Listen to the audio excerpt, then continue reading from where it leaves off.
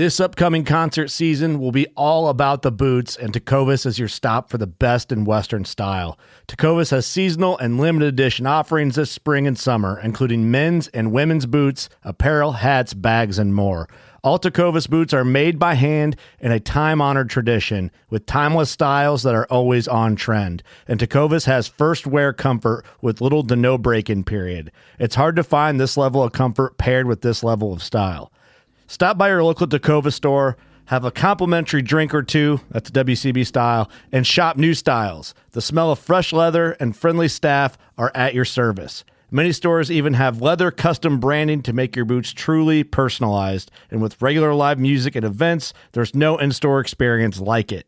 If you can't make it into a store, just visit tecovas.com. That's TECOVAS.com.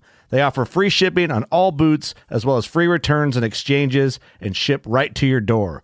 Go to tecovas.com and find your new favorite pair of boots today. Fishing like a local isn't just about catching fish. It's about connecting with the environment and the people who call it home. It's about hearing the stories and traditions that have been passed down for generations and sharing unforgettable moments with the people you meet along the way. Fishing like a local is having an experience that stays with you forever. And with Fishing Booker, you can experience it too, no matter where you are. Discover your next adventure on Fishing Booker.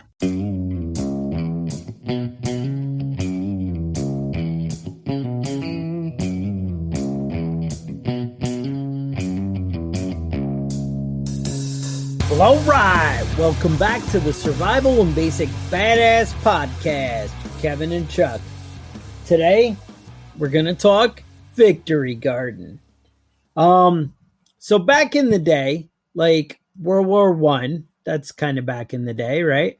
Around 1917, there ended up being food shortages because people weren't out working because they were off fighting a war. You know, back when we used to throw bodies at wars. Right.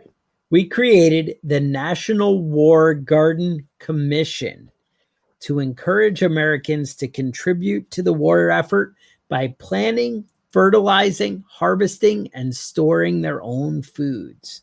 They said that you could be sowing the seeds of victory.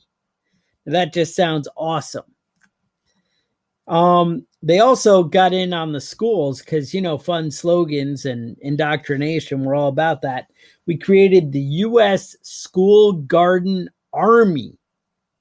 I mean, That's who right. wouldn't want to be a part of the Army when you're a kid? They were called the Soldiers of the Soil. So the idea was when the country isn't really booming as far as production, you might notice some similarities to right now, that people may need to step up and supply their own food and resources, or at least help out their community. And a good way to do that is by creating your own garden. And that's pretty awesome, actually. I mean, it's rare that the government encourages you to do for yourself. It seems in the past, the government was big on,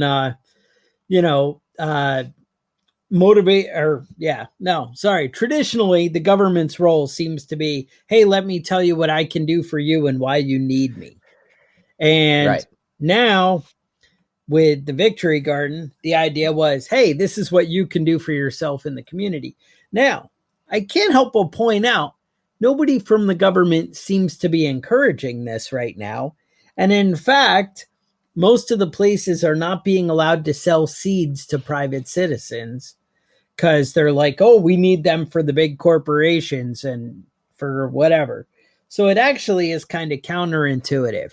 But let's forget what Big Brother's doing. And let's say the Prepping Badass is recommending you start a Victory Garden and we keep America strong through that. How's that sound? That sounds fantastic. Now, before we get trashing the government too much, which I love, I mean, it's favorite pastime of mine. Don't get me wrong. Love to do it. But we've got 5 reasons, the 5 main reasons why they wanted you to do a Victory Garden in 1917. All right. So number one, lessen demand on commercial vegetable supplies and thus make available to the armed forces and Lend-Lease programs. Now, that's the first one. The idea is that the vegetables and the fruits and the meat that is grown and raised and harvested needed to be sent to Europe to supply our troops. Okay. Now, at this point in time, this isn't really applying to our modern situation right now. But I would say that the demand is going to be stretched because the shipping of the vegetables is going to become more and more difficult. Right now, we have a lot of people that should be harvesting fruits, specifically fruits in the United States, that aren't doing it. So the fruit is there, it's growing, but we don't have enough people to pick it all. So right now, some of the fruit is just dropping off and rotting on the ground. Rotting on the vine, if you will. And frozen. All right.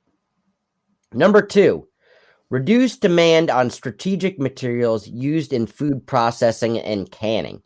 Now, that also is not happening as frequently. Right now, we're having some issues with the canning and the preserving. Okay. Just because people are out of work and not as much is going on. So I think what we're going to end up seeing is some food shortages in the next 3 to 6 months. So this is a perfect time to start your garden. It is. Go ahead. I was going to say, now we're already actually where I am starting to see limited dairy on the shelves. Right. Even some of the meat is questionable. It kind of depends what store I go to. But more recently, the meat's very limited, and that may be people bulk buying or something like that. But either way, there is limited meat on the shelves, limited dairy on the shelves, and fresh produce is spotty at the best. Right. All your frozen stuff and long-term staple stuff seems to be there in the stores.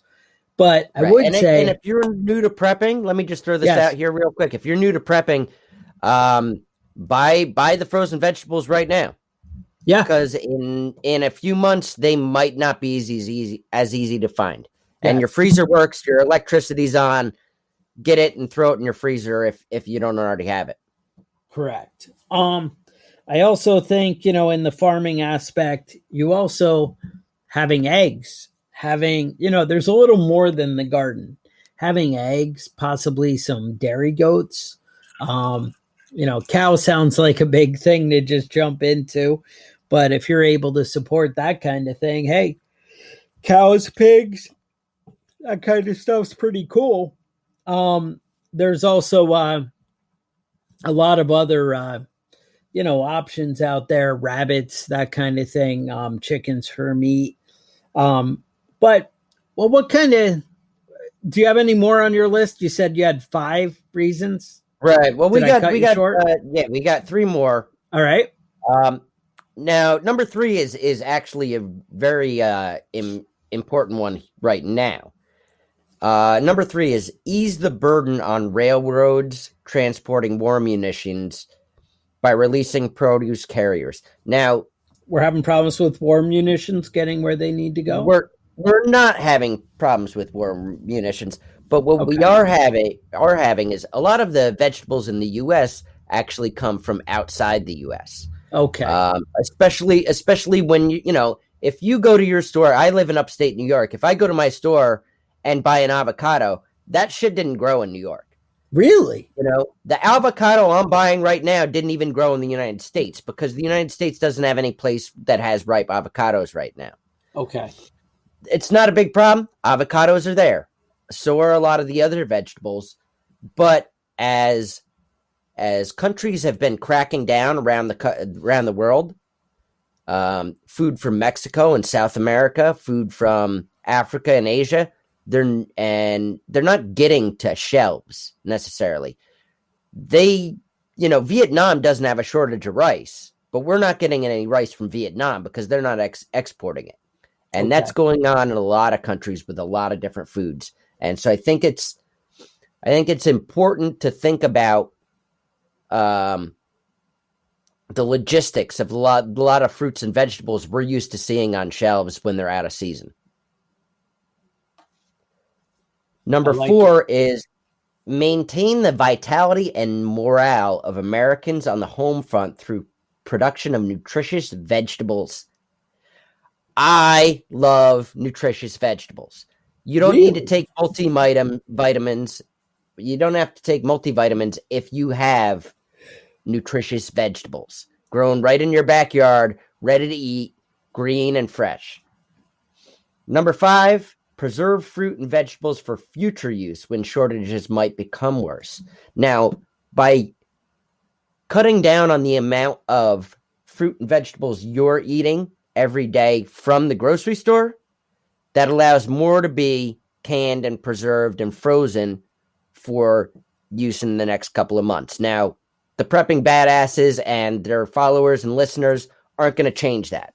But if you can produce your own blueberries and your own spinach, it's going to make a big difference on what you can access over the next 3 to 6 months. And you don't want to get the scurvy, right? You don't want the scurvy. It ain't good for you. I listened to the effects of scurvy. I listened to a podcast about the effects of scurvy. Awful. Your gums start bleeding. Your teeth start falling out. You start losing your vision. It's awful. It's awful shit. I thought that was gingivitis. No? Maybe scurvy causes gingivitis. I don't know. Right. I thought I would keep it up at bay with my daily, twice brushing daily. But I don't know. Maybe my dentist was full of shit. All signs point to maybe. All right. So let's talk about some of the things you might plant in your victory garden. Now, obviously, the stuff that you plant is dictated by your region or your climate. But keep in mind, there's also a lot of variations. Like there's different types of potatoes. And some might grow better where you are, or tomatoes or different things. Just like with livestock, you might have different breeds of chickens that can hardy the north winters, or you can have chickens that thrive, in the southern warmer climates. It's all different depending where you live. You take things with a grain of salt. But let's talk about kind of some of the staples. So beans. Beans are a great source of protein. They keep you gassy, all kinds of good things, right? Beets, cabbage, carrots, kale, lettuce, peas, tomatoes, turnips, squash, Swiss chard. Those were a lot that the government was pushing back in the day. And they seem to be a pretty good mix, a pretty reasonable. And I know a lot of those vegetables were actually uncommon before that in the U.S. because they weren't great for shipping, shelf life wise. But things like Swiss chard, it grows really fast, and you cut it and eat it right then, and it'll last a week. Once you cut it, but shipping it on by rail didn't work so well. And now we've got faster shipping, we've got different ways of production, refrigeration of different sorts. It's easier, and but a lot of these vegetables grow really fast, and honestly, if you got planting right now, you would be all set. You wouldn't have any issues. I think that's why we're doing this podcast at this point. It's a perfect time for everybody to go out, get the seeds they want, or use the seeds they had from last year and get to work. If you planted broccoli right now, it'd be 3 to 4 months before it was ready to harvest. But if you planted spinach right now, it'd be 3 weeks. It's got a quick turnaround. No, I like that a lot. And that's the thing. I mean, so, maybe if you're not sure and you're not sure of the direction of the country or how things are going right now, and, things may return back to normal here, as the warmer weather comes, the spread of this respiratory stuff might end up easing up a little bit.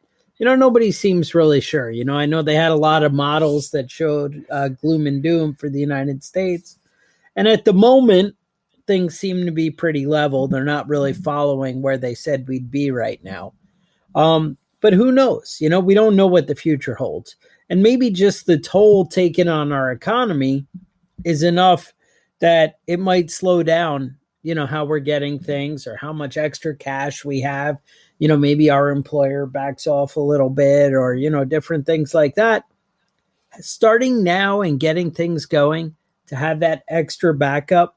And how many times we've mentioned that understanding how to properly garden, understanding your soil, understanding the predators in your area, learning to be more self-reliant is always a move in the right direction. Right. Right. Yeah, go ahead. Now, let's talk about setting up your garden. If you've never gardened before, let's talk about, just a basic setup for some tomato plants, some spinach, some cabbage, maybe cucumbers, peas. Now, what I did with my gardens is I did raised beds with most of my gardens. Okay. That's not necessary. You can just dig up your lawn. You can dig up your lawn and just plant it, 10-foot by 10-foot section in your backyard if you don't have a lot of space. Okay. It's real easy to do. Cut up the sod and distribute it, or cut up the sod and move that away. Bring in some fresh soil, turn it over, plant your seeds. You're ready to go. It's a little bit of work. Your hands are going to have to, you might get a couple of blisters. Ooh. Might be, terrible for you. But with a little bit of work, you can get it together pretty easy. You could do it in an afternoon. But isn't it true that once your hands are a little rougher, a little calloused, the women are like, I have a working man, and you get a little extra love? Isn't that what I've heard? Well, yes and no. Okay. Women like a soft hand. But they also like a man that works. That's why I use one hand. I never wear a glove, always callous. Okay. And then the other hand, I wear a latex glove and put lotion in it. Right. Yeah, at all times. That way I have a soft, supple hand and a calloused man hand. Nice. You have to commit though. Don't change up the hands. You have to commit. One hand for the callus and one hand for the latex glove full of baby oil. All right. I mean, I like to keep my options open. It's good to keep the ladies guessing. Right. Now, another thing that, all right. So as far as raised beds go, what I like to do is really dig up the ground and what I'll do is I'll bury some rotting logs in the bed underneath everything. All right. What those will do is they'll absorb moisture. And it'll keep that soil moist for years. Every time it rains, it'll suck up into that wood, and as the ground dries out, it'll come out of that wood and kind of keep a balanced moisture in the soil. Now, the logs are also going to decompose over the course of a couple of months and a couple of years and release nitrogen into the soil. So you're going to have a good soil that is going to be sustainable for years if you do it that way. Another idea is container gardening. If you're in an apartment or a smaller area, you can get 5-gallon buckets and fill it with Miracle-Gro and some garden soil, and you can grow your plants right in pots like that. Now, Miracle-Gro, and for those of you who are opposed to the chemical garden, you can buy Miracle-Gro Organic. Now, obviously, you can create your own compost. Kevin has had some in-depth detail for you guys. If you check back on some of our older episodes, there's lots of different ways you can do it and get started. We're kind of giving you the quick condensed version here to get you on board with gardening out there. Yeah, I'd like to see a lot of people, going in the next 2 weeks and getting this started. The time's really limited if you want to really have something to be eating in the next few weeks. Right. And I think that the grocery stores right now, I don't think we're in full-fledged emergency, but there is going to be some prices climbing over the next month or two. I went grocery shopping yesterday, and it's been a little while. I live out in the country, so just to get to the grocery store is a 30, 40-minute ordeal just to get there. And so always, even before social distancing, I was not really running out, at the drop of a hat to go get extra stuff. I would typically plan and make a larger purchase. I did find that my budget was probably up 25%, not because I bought more, up 25% because prices are going up. Right. That was a little bit concerning. I had, when I went to buy my groceries, I had like a shopping cart full. It wasn't crazy. And I'm getting comments from people in line, oh, who has money to go buy groceries right now?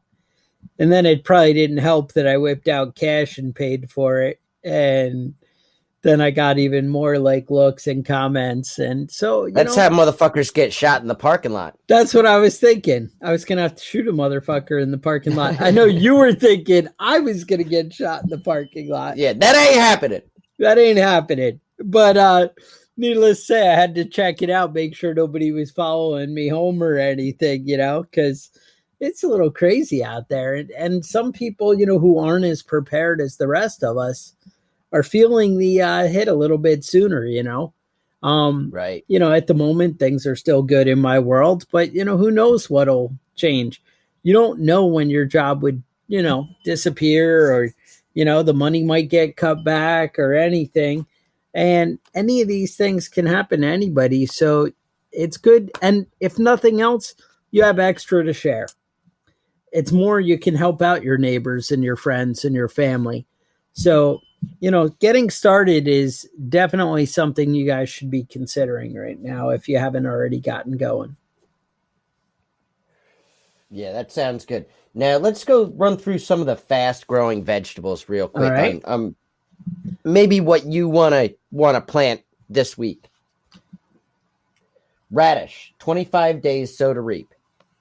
Lettuce is 45 days. Spinach, 21 days. Peas, 60 to 70 days. Cucumbers, 50 to 70 days. Kale, 55 to 70 days.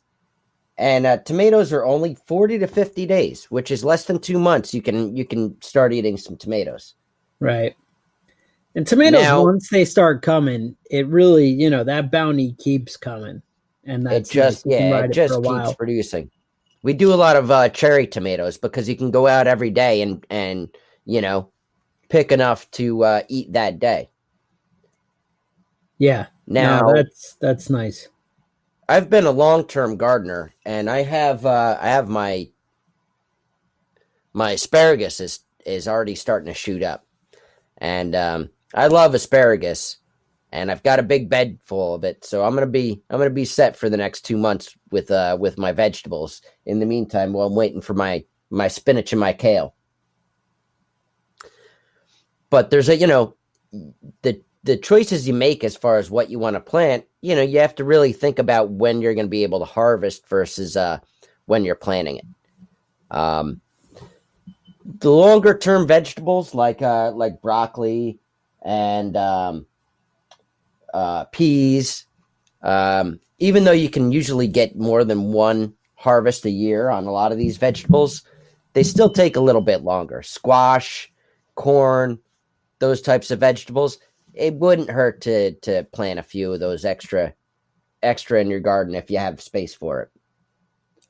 I know our local hardware store has 50-pound bags of potatoes and cut in a row. Now, potatoes aren't really a quick turnaround, but when they pay off, it's going to carry you well into the fall and the later months with substantial food in your belly. So potatoes are something you might want to add to the list.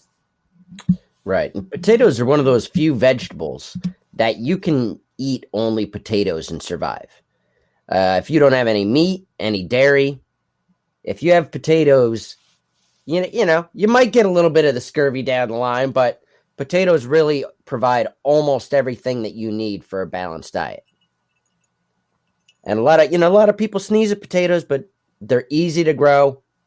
And you're right, the turnaround isn't that fast, but they're easy to grow, and you can feed a lot of people. Right. They fill bellies, and that's huge. Yeah, I mean, there's a million videos on YouTube, you know, about cutting out the eye and what you're looking for and what to plant. And you know, you can do them in a small area by doing potato boxes. If you have limited space, you might want to look into that.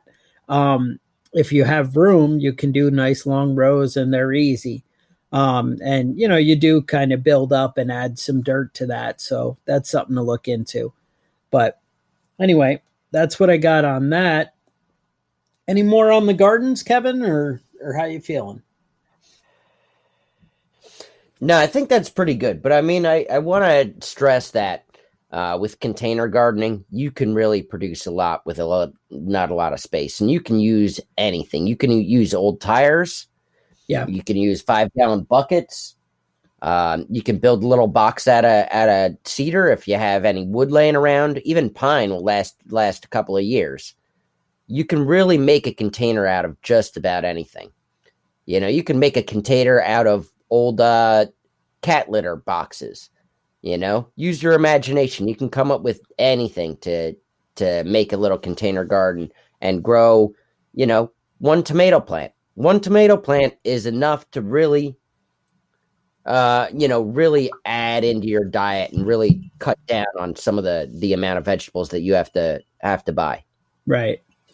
No. So, and like I said, helping your friends, being able to encourage other people. And, you know, a lot of people I keep seeing, you know, all the kids and the wife are like, oh, you know, everybody on the internet are I'm bored. There's nothing to do. Well, now's your chance. Here's your hobby. And maybe to encourage your friends to do it. You know, it's something that's just going to make your lifestyle better, everything better all around. And it's just going to, you know, basically improve everybody's mood and situation.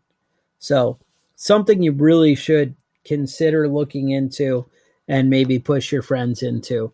And if you have those kiddies home from school and they're, you know, looking for some homeschool type fun, gardening is a great place to start. Plus, getting them outside and off the video games can't hurt anything. No, seriously. Unless they're playing Call of Duty, because that just trains them up to be good soldiers, right? Yeah, and it's an awesome game. It's a lot of fun. Awesome game. I can't play video games anymore. I swore myself off because nice. I found myself like going to play video games for a half hour real quick, and then realizing it was time to get up for work, and I'd been playing for 12 hours. Yeah, it's the next day, and you're like, oh, shit. Yeah, it's like crack for me, so I have to just don't even go near it. Nice. Nope, I like it. Now, how is your part of the woods holding up? How is down in New York there, or up in New York for me? Yeah, not doing great, be honest with you. All right. They're doing terrible here. They got motherfuckers. We got people dying left and right up here in New York right now. There's quite a few. I think we had 700 die yesterday in New York State. Most of them were in the city, and I'm north. But yeah, I mean, that many people a day is you know, that's quite a lot of fucking people. That adds up real fast. So I've got 120 in the town that I live in, confirmed cases. A friend of mine had a real bad series of events happen to him. He's a corrections officer, and he got tested, and on his way home started feeling lightheaded and went to pull over, but he passed out before he was able to pull over. Wow. And wrecked his car, totaled his car, and ended up with a concussion. Car got towed. He went to the hospital, went home afterwards, and then got a call that where he found out he was positive for coronavirus. Oh, I was like, man, that's a series of events that happen pretty fucking quick to screw your whole life up. Yeah, it is. I mean, all that slow you down. Now you can't work. You can't, man. Right. And, people talk about concussions like, I had a headache for a day. That's not really what a concussion is, man. A concussion will fuck you up for months. It really can. Just the disoriented, unaware. There's a lot of issues. So make sure you guys are, kind of paying attention. One, staying safe when you're out there in public. There's nothing wrong with a little social distancing. I've been practicing it for years. Right. I hate everybody. So, that's something you may want to consider as not a bad idea. But also listen to your body and recognize, what's going on. If things, feel like they're heading south, maybe don't push quite as hard.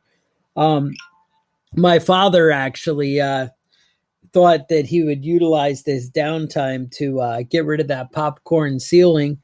And, hey, this would be a great time to make a homemade scaffolding and try and, get some work done. And when you take a fall and now you got to go to the doctor and get x-rays and all kinds of stuff, think about what you're doing and realize now that people are at home and have some extra free time and are outside doing, the chores they've been putting off, you want to go cut down that tree with the chainsaw because you got the day off, or go, out and, I don't know, something new with the tractor or whatever. Just make sure you're being smart, because it's not the time you guys want to be going to the hospital or the doctor. And one, they're overcrowded, and two, you don't want to be around the people that are in there. So right. Just think about what you're doing. Yeah, that makes a lot of sense. Yeah, and I would also say, yeah, just agree with that. I agree with that. When you're out there doing stuff that you don't do every single day, be careful.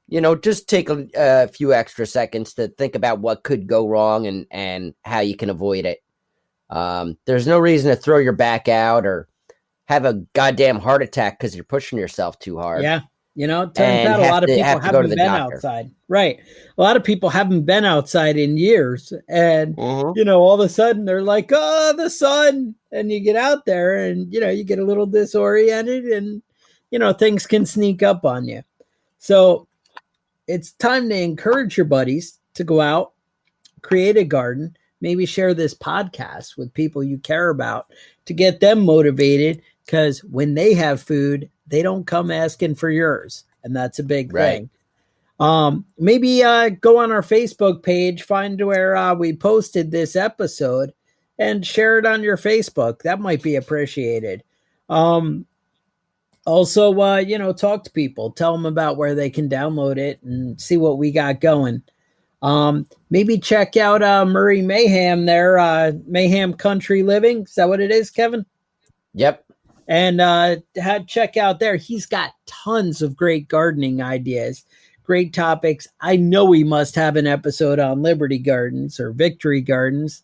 And, there's a lot of good ideas he's got on there. You can actually see some of that hands-on stuff. He's got a lot of great things about planting seeds and doing stuff there. So that'll really help out if you're, new. But maybe it's time to share things like his YouTube channel, like the Badass Podcast, send them over to Survival and Basic Badass Podcast everywhere. And, if you like what you're hearing, you can support us on Patreon. We are a little slow getting out patches right now with the mail being kind of ridiculous.